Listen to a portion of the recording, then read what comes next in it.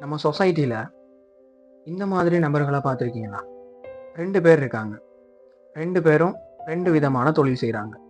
இப்போ உதாரணத்துக்கு எடுத்துக்கோமே, ஒருத்தர் ஒரு கடையில் வேலை செய்துட்டு இருப்பாரு.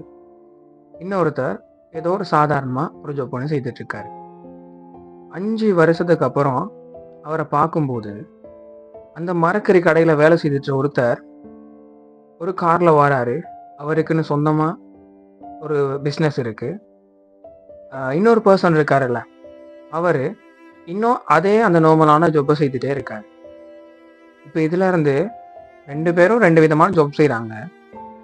மரக்கறி கடையில் வேலை செய்திருந்த ஒருத்தர் சொந்தமாக பிஸ்னஸ் ஸ்டார்ட் பண்ணி, அவருக்குன்னு ஒரு கார் வாங்கி, அவருக்குன்னு ஒரு கடை ஓப்பன் பண்ணி ஒருத்தர் இருக்கும்போது, இன்னொருத்தர் அதே மாதிரி வேலை செய்திருந்த ஒருத்தர் தானே, அவர் இன்னும் அந்த நார்மலான லைஃப்பில் இருக்கார்.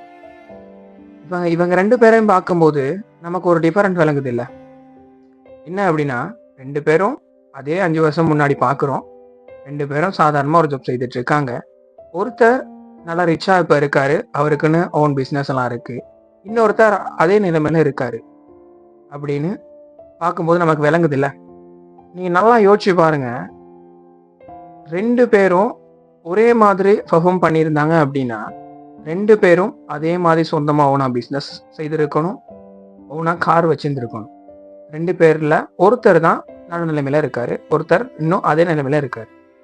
அப்படின்னா இதில் என்ன நமக்கு விளங்குது அப்படின்னா, ஒருத்தர் தன்னோட ஸ்கில்ஸை டெவலப் பண்ணிட்டே வந்திருக்காரு.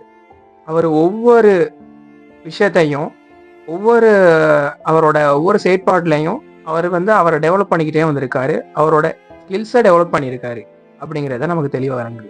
இன்னொருத்தர் அதே நிலைமையில இருக்காரு. அப்பா, இதே நிலைமையில நம்ம இருந்துருவோம், இதே ஜொப்பை செய்திருப்போம் அப்படிங்கிற ஒரு நிலைமையில இருந்திருக்காங்கிறது நமக்கு தெளிவாக விளங்குது. நம்ம செய்யற ஒரு தொழில், அது என்ன தொழிலாக வேணாலும் இருக்கலாம்.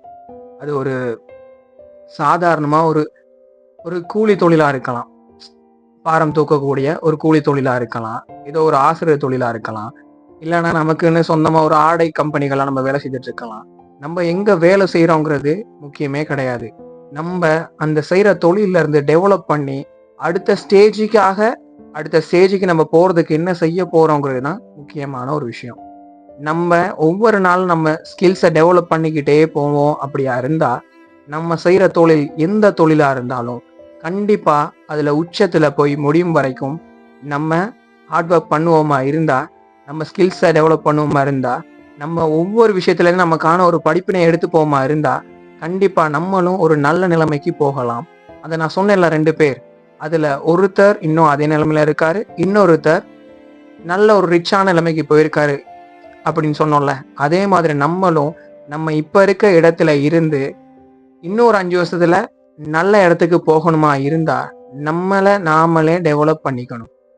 இந்த வீடியோ பார்க்குற நீங்களும் இப்போ ஒரு சாதாரண தொழில இருப்பீங்க அப்படியா இருந்தா, அடுத்தடுத்து இன்னொரு 5 வருஷத்துல லாங் டேர்ம்ல நான் என்ன செய்ய போறேன், என்னவாக போறேன், அடுத்து நான் இந்த நிலைமைக்கு போறதுக்கு நான் என்ன செய்யணும் அப்படிங்கிறத நீங்க தெரிஞ்சுப்பீங்களா இருந்தா, உங்களோட ஸ்கில்ஸை டெவலப் பண்ணுவீங்களா இருந்தா, கண்டிப்பா நீங்களும் அந்த இடத்துக்கு ஒரு நாள் போகலாம்.